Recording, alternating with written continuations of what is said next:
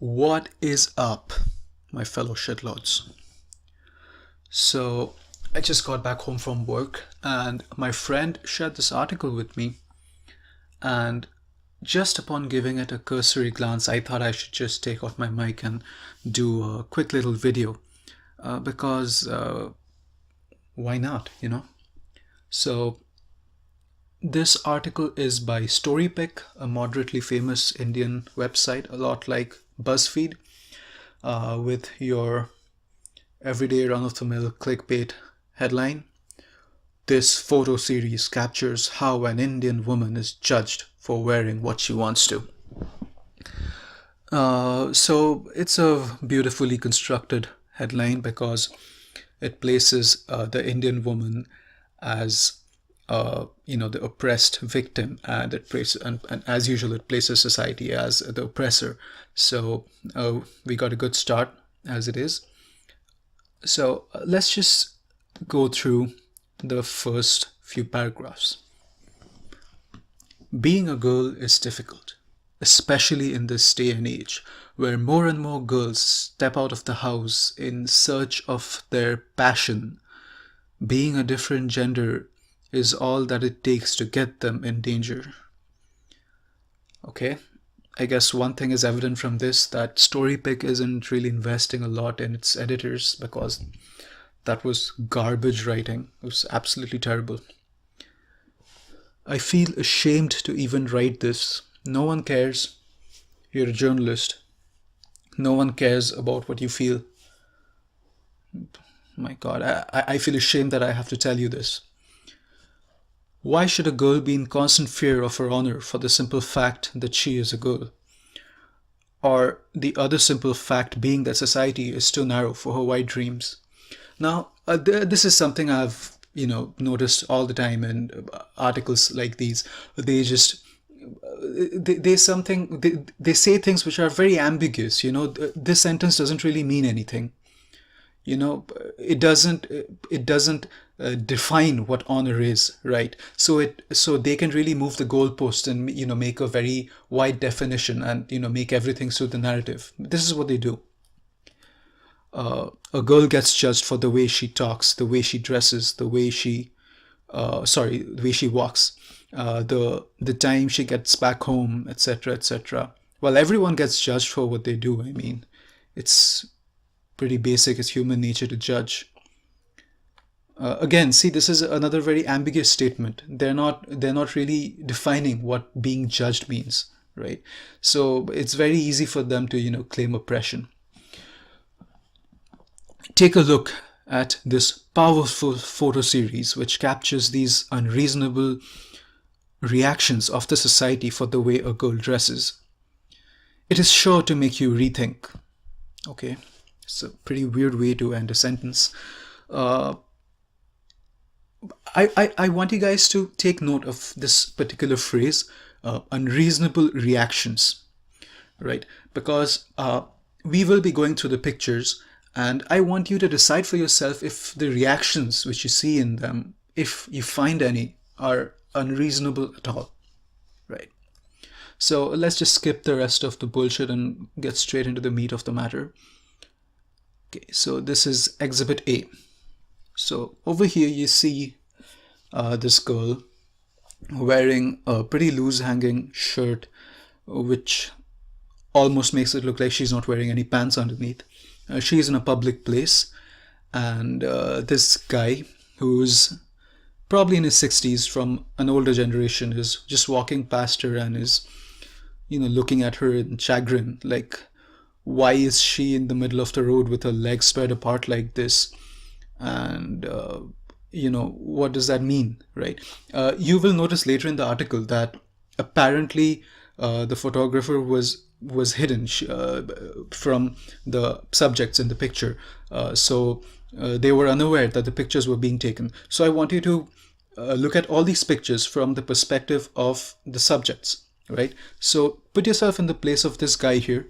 You can't see the photographer, so you're 60, okay, you're walking home from whatever you were doing, and you see this girl posing like a streetwalker. Literally, this is how prostitutes pose on the street, to attract clients. So this is what she's posing like, and and he has a look of chagrin on his face. There is nothing sleazy about this. Okay, let's move on to the next picture. All right, so we can see that she's in a marketplace, an evidently busy marketplace.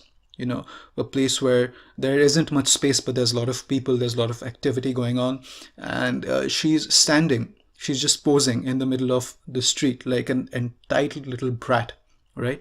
And you can see that the way this picture is framed, one is supposed to think that this woman with her mouth open is, amazed by the audacity of a girl. How dare she wear a sleeveless dress? But that is not the case. All right, over here she's probably not even looking at her, because you can see that a line of vision is somewhere else, right? So she's probably turning back. She's maybe in the middle of a sentence and her mouth is slightly open, and the photographer is just using this to her advantage. This picture doesn't mean anything. All right, let's move on. All right, so over here again, you see this woman. She's, again, put yourself in her place, right? First of all, it looks like it's pretty cold outside. Everyone is well covered, so she's wearing a sweatshirt. So you're wearing a sweatshirt, and you see a girl, again, with her legs spread apart, and you can see that she can't see the photographer. See, Priyanka hid somewhere nearby and captured all these reactions so that the reactions captured were genuine. Now, if I'm supposed to believe that, then she can't see the photographer, and all she can see is a random girl, with no pants on, in the middle of a street, a public place, with her legs spread apart, right? And I don't think she's walking up to her and telling her that she's indecent or anything like that. No, all she's doing is glancing at her. That's it. She's not even stopping in her path to do that. She's just minding her business, right? But apparently this is an unreasonable reaction. This is what the writer wants us to believe. All right, let's move on. Again, this is a crowded marketplace, right? You're not supposed to stand here and pose. That is not what this place is for, right? And again, the line of vision tells me that she's looking at something else, because there are goods placed over here, so she's probably looking at that, right? So this picture, again, is not incriminating in any way, okay? It's just stupid. Again, you see all these buzzwords here: frightened, emotional, fear, right? And these are supposed to, trick you. These are supposed to emotionally manipulate you, right, into agreeing with the writer's point of view. Again, what is wrong with this picture? You can see that this guy is clearly noticing the camera, and he's looking directly into the camera. He's not looking at her. So what's wrong with this picture? What she is doing is she's posing in the middle of a street on a random guy's bike. She shouldn't be doing that. What the hell? All right, moving on. Again, this is supposed to be a dangerous atmosphere, right? All I can see here is that she's smiling. She's just sitting on the side of the road, and there's this guy. He's supposed to be the evil guy in the picture. So he's just on his way, and again, just put yourself in his place, okay? Think that you're a straight guy. You're walking down the street, and you see a pretty attractive girl, right? And you just glance back at her. That is what is happening in this picture, literally, right? Because from the context that we are getting, this is what any rational person would assume, right? Now, these feminist moral busybodies don't even want you to do that, right? Even turning back and glancing at people is considered harassment by them, right? So they should basically cover up everything if they don't want people looking at them, right? Because looking doesn't hurt. He's not even gawking at her. He's just glancing at her. So if feminists don't want that to happen, they should wear a burqa. I guess Islam is the answer. All right. Now, this is another, hilarious picture. You can see that this guy is, again, not looking at her. He's actually glaring at the photographer because he noticed that he's being clicked without consent, right? So this is not what I would call a lecherous gaze. He's just probably pissed off, you know. Right. Again, over here, this is another hilarious picture. What's going on here? Okay, think that you're 60 years old, you know, you're coming back home from a hard day's work, right? And you see a woman who looks like she's unwashed, sitting on a pavement. You can't see if she has pants on, and there's an empty bench here. So instead of sitting on the bench, she's sitting on the dirty pavement, and she's posing like a lunatic. She has, you know, her hair all over her face. And remember, he can't see the photographer, right? So what conclusion are you going to draw if you fall into that situation? Is it really that bad that he's giving her a look of, you know, surprise, for the lack of a better word? I mean, trust me, if he walked up to her and if he, you know, accosted her, if he yelled at her, then that would definitely be caught on camera, right? So again, there is nothing wrong with this picture. There is no moral policing going on over here. All this picture is telling me is that this middle-aged dude is seeing an entitled teenager who thinks she's the savior of, you know, the world, a great reformer, a great activist, right? And he's just, you know, disgusted at her.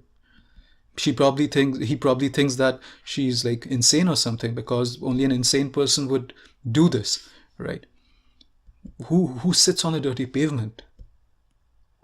Right. So let's go to the next picture. And over here we can see that there are two guys who are taking a selfie, and what this picture is implying is that they're sneakily trying to take a picture of this girl right here, right? But that is not what is happening, because for that to happen, she would have to face the camera, right? So these two are probably just taking a picture of themselves. The photographer got lucky, and she's framed it in such a way that it looks incriminating, but it's really not.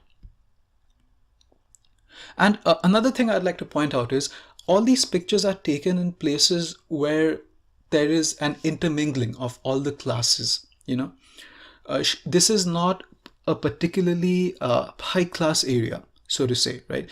If she wore this outfit to, let's say, a shopping mall or something like that, no one would bat an eyelid, right? I mean, if she went to a nightclub, no one would probably even glance at her. I mean, but over here, she's doing this to draw attention to herself, right? I could also say that if she wore a burqa to a nightclub, people would give her odd stares, wouldn't they? So that's food for thought, you know? All right. So again, over here we see completely, you know, unreasonable framing of the picture. This guy has probably noticed that his picture is being taken and he's smiling for the camera, right? But her expression makes it look like he's, you know, sort of be giving her a sleazy look, when that is not the case, right?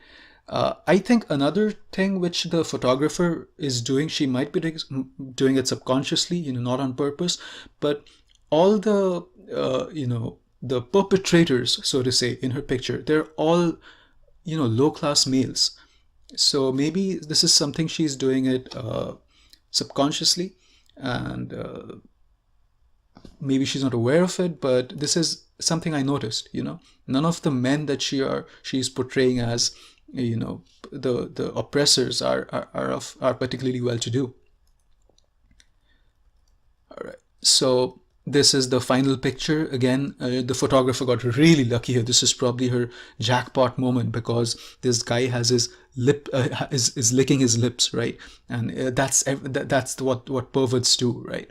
So she got really lucky here, because it was probably a parched day, it was probably a dry day, and he was licking his chapped lips. And but the way this photographer is framed, he looks like, you know, a pervert.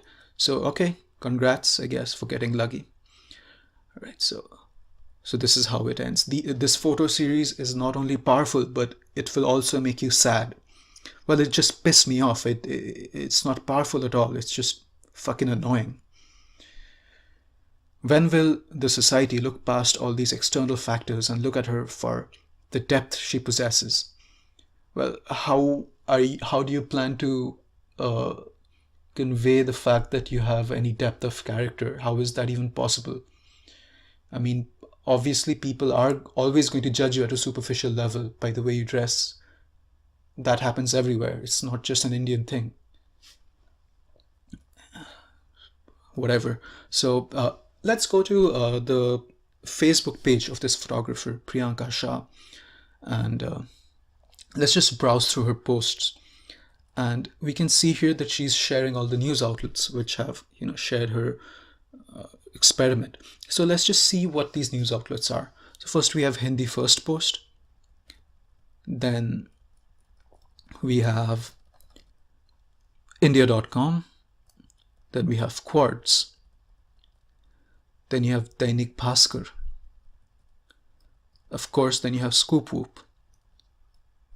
So you can see all the regressive media outlets are congregating. They're out in full force. They're really trying to push this narrative. Okay, now this is interesting. Now you have Bustle. I don't think Bustle is an Indian website. And well, there you have it. The writer is not Indian. She's probably a white woman. All right, so now this is being conveyed to the rest of the world as well. And this article, by the way, from Storypick, which is a moderately famous site, it has been shared over 3,000 times. And the reach of websites like Bustle and all is a lot more. So that just might be something you want to keep in mind. So Bustle has shared this. Huffington Post has shared this. Again, another non-Indian website, and an article by a white woman. It's very interesting. And of course, Vagabond has joined the bandwagon. And of course, BuzzFeed is there. It's icing on the cake. Right. So I wonder what these media outlets think. Do they think that people can't think for themselves? Do they think that their words will be taken as gospel, that people aren't going to look at these pictures and come to their own more rational conclusions? Because I saw the comments in the Storypick article and they were just calling her out, right? And obviously people are still going to do that. So why do they keep pushing this false narrative? Why? Do they think it's so easy to get away with this? What the hell?